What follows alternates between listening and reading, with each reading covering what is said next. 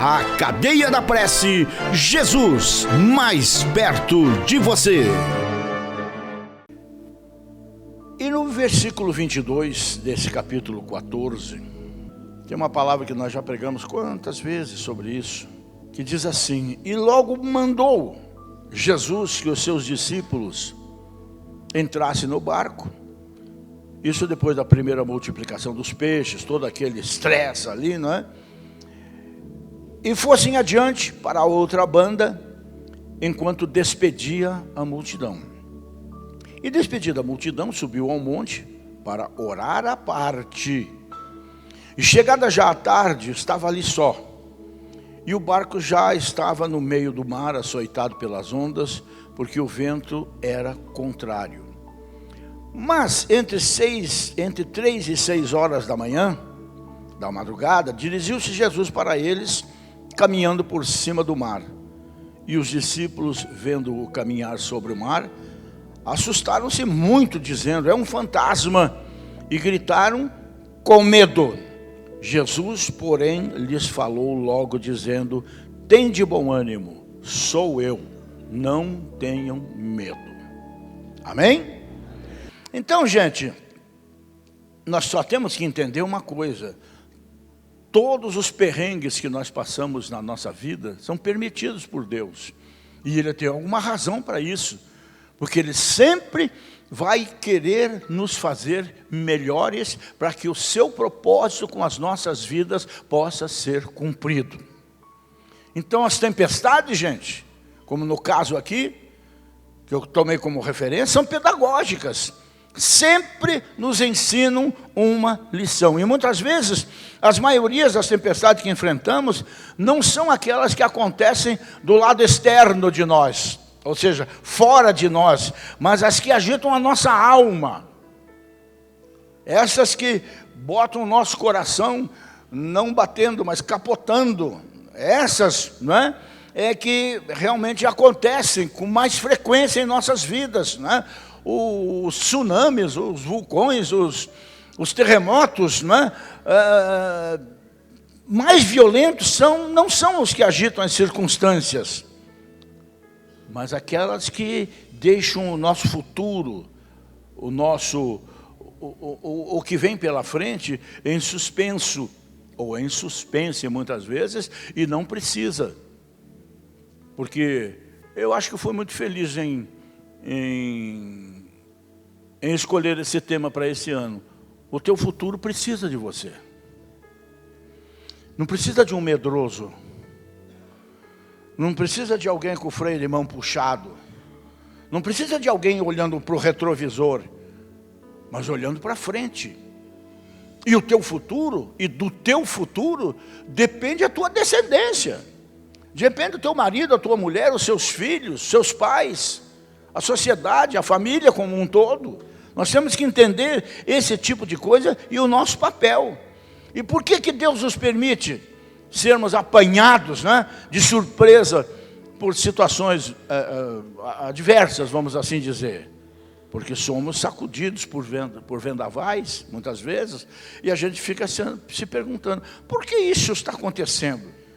Coisas que parecem maiores que as minhas forças. Por que acidentes trágicos, muitas vezes, perdas dolorosas, doenças, como sempre, inesperadas e graves, assustam os que estão fazendo a vontade de Deus. Esses dias eu estava lendo sobre Spurgeon, que o mercado está inundado de livros do Spurgeon, e C.S. Lewis, e tantos outros, o próprio Martinho Lutero, e eu fui descobrir nas biografias deles, que todos eles passaram por depressão, gente. Todos eles tiveram momentos como nós temos. O que prova, inclusive, que essas coisas todas não é nenhum pecado. Porque esses eram homens realmente de Deus. Spurgeon é conhecido como o príncipe dos pregadores, não é? Fazendo a vontade de Deus, como muitos de nós. E de repente atravessamos um momento difícil, mas na verdade, gente, a vida cristã não é uma sala VIP. Me lembrei de uma hoje, agora que eu estive na Inglaterra, em Londres. Meu Deus, que coisa absurda aquela sala VIP daquele aeroporto. Uma coisa assim, fabulosa, não tinha nada que não tivesse lá dentro, para o bem-estar dos clientes daquela empresa. E a gente pensa que as coisas na nossa vida com Deus são exatamente assim. Não, gente, não tem nada de parque de diversão. Então, não desanime por causa das tempestades da vida. Se nós já vivíamos, e o brasileiro não sabe disso, trabalhando 5 meses para sustentar vagabundo de Brasília, agora, daqui a pouco, nós vamos ter que trabalhar o ano inteiro. E daí? Vamos nos apavorar? Não, muito pelo contrário. Mais do que nunca, vamos confiar em Deus. Mas vamos saber que, em termos humanos, nada vai melhorar. Muito pelo contrário. E essas coisas são inesperadas. Para mim, para você. Mas nunca para Deus. Pode estar fora do nosso controle, mas jamais estará fora do controle dele no que diz respeito às nossas vidas, à nossa economia, ao nosso lar, à nossa despensa. Você pode não entender a razão, talvez, dessa tempestade que está se abatendo sobre a sua vida agora, as que já passaram, as que virão e virão, mas elas são, no nosso caso, elas são instrumentos pedagógicos de Deus para nos tornar pessoas mais consistentes na fé, para enfrentar as batalhas maiores que virão pela frente, e elas virão. Porque se o mundo, como está escrito nessa palavra que eu tenho aqui, se o mundo está nas mãos do maligno, o maligno vai deitar e rolar agora, porque ele sabe que é chegado o seu tempo. E daí? Lasque seu capeta. Vamos nos alegrar no Senhor, porque está chegando o nosso grande dia. Mas antes que chegue o grande dia, nós vamos ainda experimentar a bênção de Deus, a proteção de Deus, o livramento de Deus, a prosperidade verdadeira, genuína de Deus, que é o sustento das nossas vidas e famílias. Nós vamos experimentar tudo isso mais do que nunca, não tenha dúvida disso. E essas coisas até são permitidas por Deus, porque Ele quer nos dar coisas maiores. Ele quer cumprir propósitos na nossa vida, que por enquanto, devido à nossa falta de entendimento, à nossa dureza muitas vezes de coração e de cabeça, nós não damos brecha para que essas coisas venham a se completar na nossa vida. Então só tem um jeito: é nos chamando a atenção da maneira mais dura. E então as lutas, né, as tempestades na vida é que mais nos chamam a atenção. Ontem mesmo aqui no bairro, né, coisa rara de se ver, pinheiros enormes arrancados pela raiz aí, não é isso? Isso chama atenção? Claro que chama. No caso de Deus, é uma estratégia.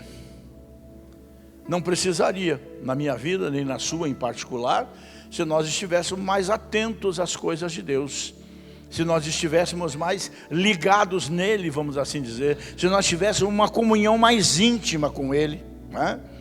Então, a gente olha para esse texto que nós lemos, onde homens passaram por um momento de medo, quando souberam da morte de João Batista, e com certeza passou pela cabeça deles. Se aconteceu com João Batista, vai sobrar para nós também.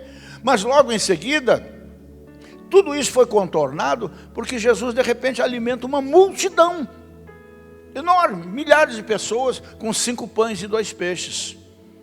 E então ele diz: agora vou recarregar as baterias. Se retirou sozinho, que era seu costume, para orar, e mandou que ele entrasse no barco e atravessasse para o outro lado. E apesar disso ter sido uma ordem de Jesus, e justamente isso que você tem que entender, quando é uma ordem de Jesus que a gente está cumprindo, o inimigo se levanta com toda a força para tentar impedir que a nossa obediência siga em frente. E a gente acaba se colocando na contramão de Deus. Então os discípulos aqui passaram por horas amargas, de grande desespero, gente. Se eu tivesse lá, Jesus, eu não sei nadar. Já tive uma experiência terrível com o mar, como você já sabe. Imagina aquele trubisco lá no meio do mar da Galileia, que quando venta aquilo lá, gente, bota onda nisso. chacoalhando daqui para lá, de lá para cá, não é? Todo o esforço de controlar aquele barco não adiantou nada, não é? E nesse momento de pavor, como a gente vê aqui, os discípulos esperam pela presença de Jesus. Oh, meu Deus, se Ele estivesse aqui conosco, se Ele não nos tivesse mandado atravessar esse mar sem Ele, isso não estaria acontecendo.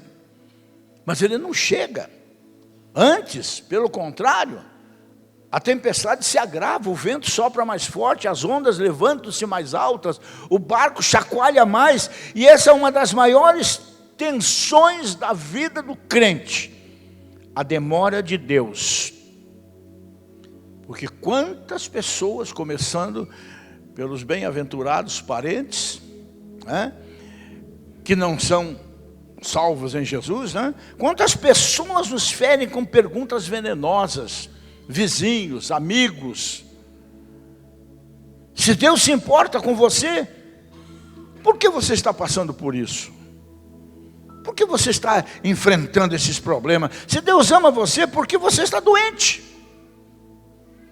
Se Deus satisfaz todas as suas necessidades, como você sempre diz, e você é dizimista, essa coisa toda, por que você está sozinho atravessando esse momento difícil? Se Deus é bom, por que Ele não poupou você, ou a pessoa que você ama, daquele acidente, ou daquela situação trágica? Se Deus é Pai de amor, como você diz, cansa de dizer, Deus é amor, Deus é amor, Deus é amor, por que a pessoa que você ama foi tirada dos teus braços, seja pela separação, seja pelo divórcio, ou até mesmo pela morte, né? Quantas vezes, gente, o maior drama que enfrentamos não é a tempestade em si, mas a demora de Deus em vir nos socorrer, como foi no caso de Marta e de Maria.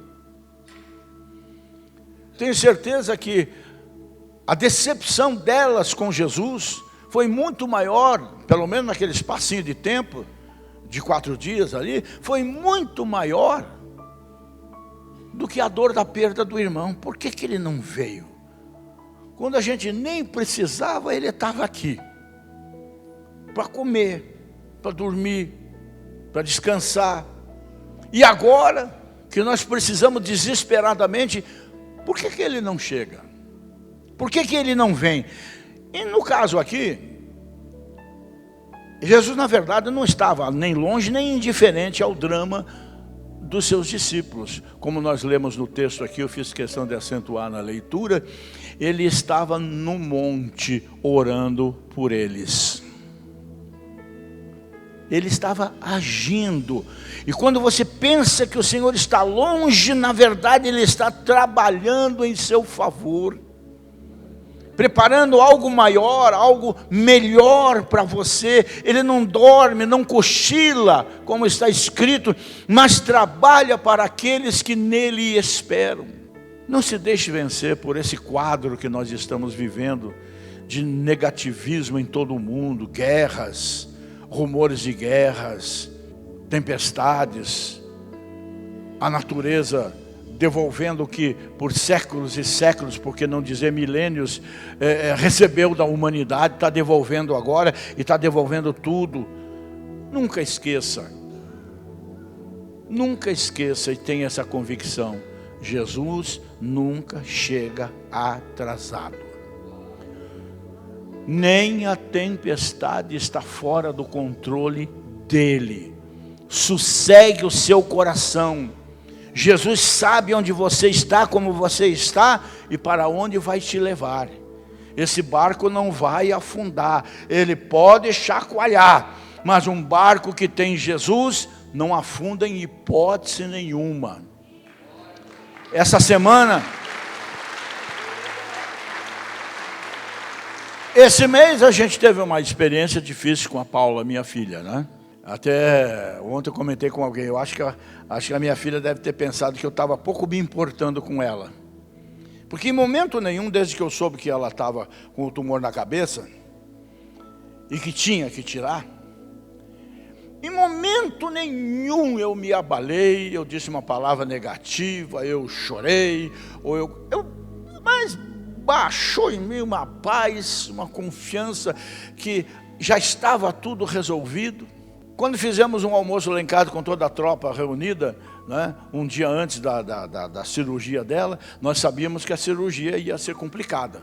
A Paula abriu daqui até aqui a cabeça, serraram a cabeça no meio, abriram essa coisa toda. A gente sabia, mas o pessoal estava tenso. Eu até brinquei: ô gente, esse almoço aqui está parecendo de despedida. Vamos fazer o seguinte, já vamos marcar o outro para a celebração da cura completa dela.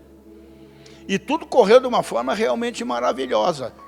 Para mim, que não tive, sinceramente, nenhum perrengue, nenhum momento de desassossego com relação à minha filha. Tive uma experiência essa semana lá em Foz do Iguaçu, que foi até engraçado, que o pastor com a esposa que foram comigo, também são superintendentes no interior do estado, uma igreja linda.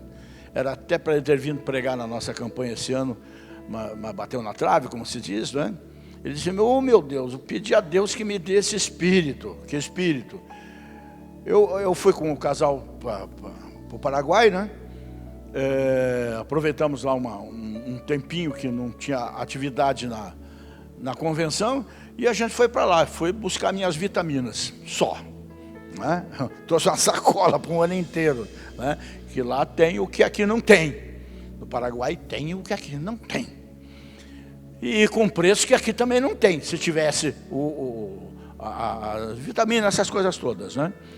Então fomos para lá, tudo bem. O celular que eu tenho, gente, eu tenho ele desde que existe celular, o mesmo número. Eu nunca mudei de número. Fico louco, principalmente com pastor.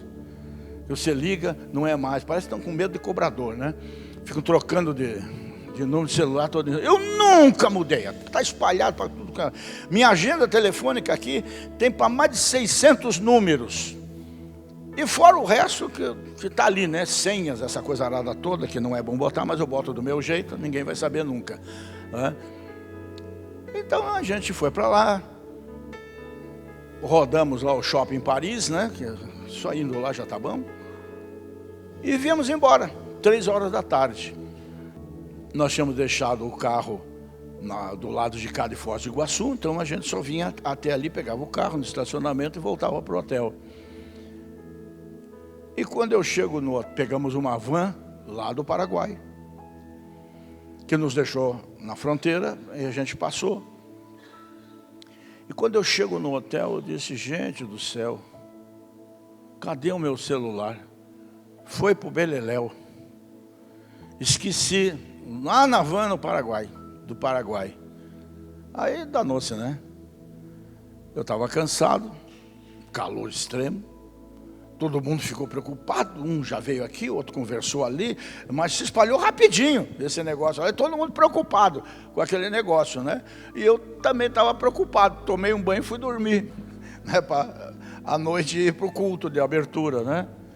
E enquanto eu dormia, exatamente isso aqui, não me afligi, chacoalhou o barco do meu celular para lá e para cá, e eu dormindo e Deus trabalhando. Quando eu levantei e fomos para o culto, alguém disse lá: olha pastor, trouxeram o seu celular aí, entregaram na portaria lá. Quem era? Um irmão nosso, que também estava na convenção, que 2 horas depois, lá no Paraguai, pegou a mesma van e achou o celular no chão. Quando ele abriu, viu a fotografia da minha família, me reconheceu e foi levar o celular para mim, né? Então, sabe, eu estou aprendendo com a vida, né? Em momento nenhum eu esquentei minha cabeça, em momento nenhum me deu paura, coisas assim. E quando você age dessa maneira, é o caso aqui, ele trabalha por você. Enquanto eles estão lá resmungando que Jesus não chega, Jesus já tinha chegado há muito tempo através da oração, pois ele estava lá orando por eles. É o que a palavra de Deus nos diz aqui, gente. Jesus não chegou atrasado no mar da Galileia. O seu socorro veio na hora oportuna, para que houvesse um testemunho, como aconteceu no caso da ressurreição de Lázaro. Aquela tempestade só tinha uma finalidade: levar aqueles discípulos a uma experiência mais profunda com Jesus. E tem muita coisa que você não tem entendido, e que ao invés de glorificar a Deus, se alegrar no Senhor, entender que é hora de você agir, você tem levado para o outro lado.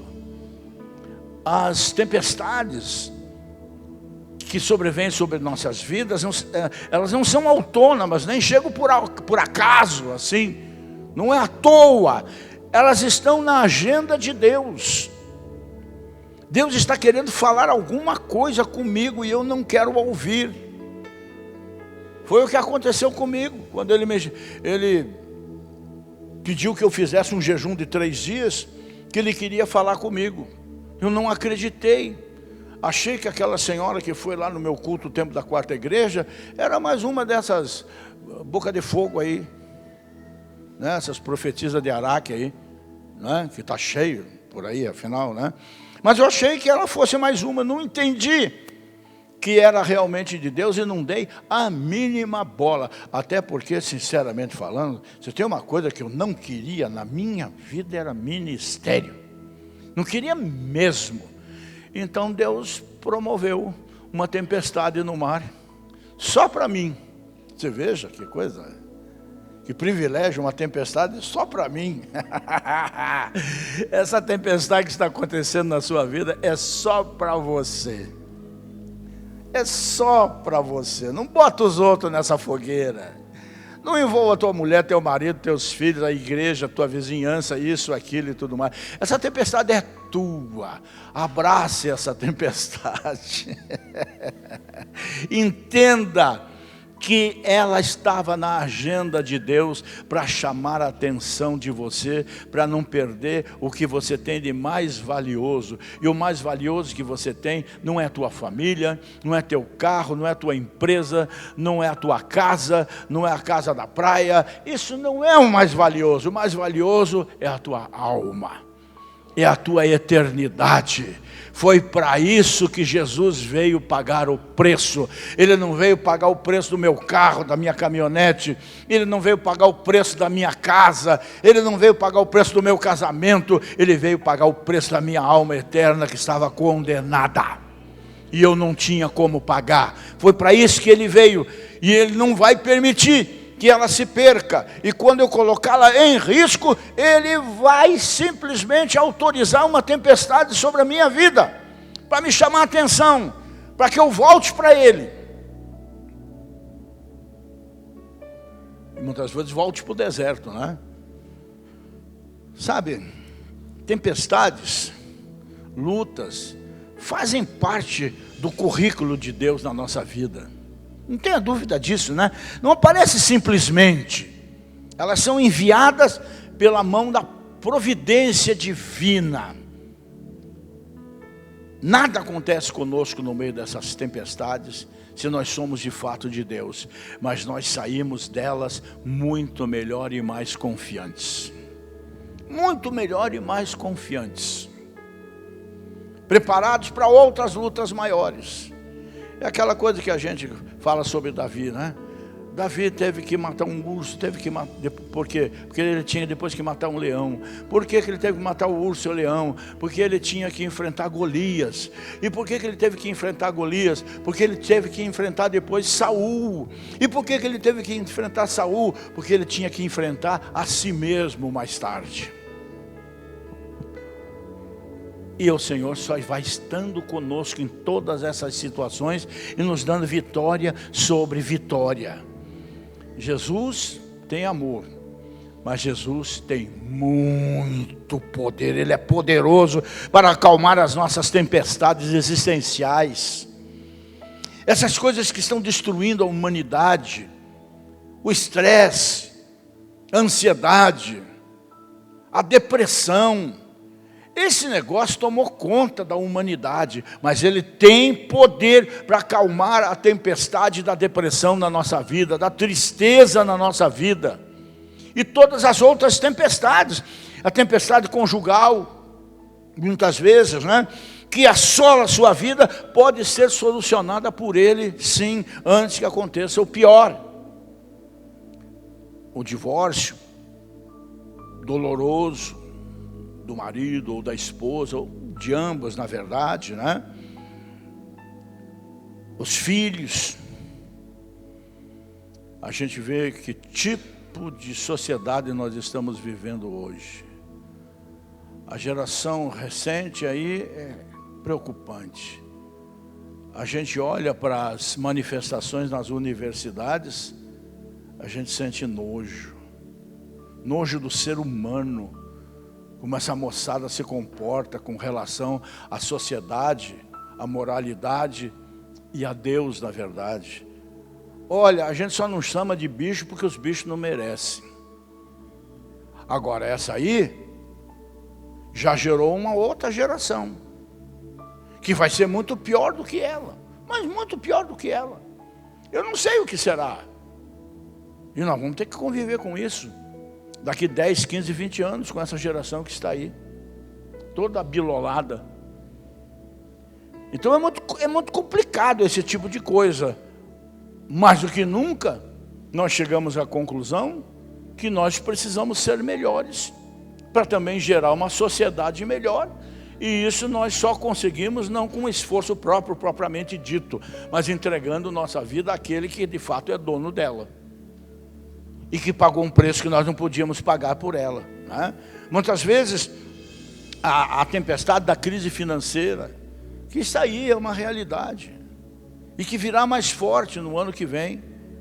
Então nós vamos morrer de medo do ano de 2024? De jeito e maneira. Esforça-te, tem bom ânimo, que eu te ajudo, diz o Senhor. Quem vai fazer prosperar o teu caminho é você mesmo. 2024 vai ser bom ou vai ser ruim? Quem determina é você, porque para Deus já está determinado. Rogério, teu 2024 vai ser o melhor ano da sua vida. Agora depende de você. Não vá dormir. Fica acordado. Esforça-te e tem bom ânimo. Teu futuro precisa de você, Rogério. Precisa mais de você do que de mim. Porque eu já tenho ele traçado. Mas sem você eu não posso fazer nada. Então se anime. Essa tempestade vai passar. E ela pode passar agora, se você acreditar.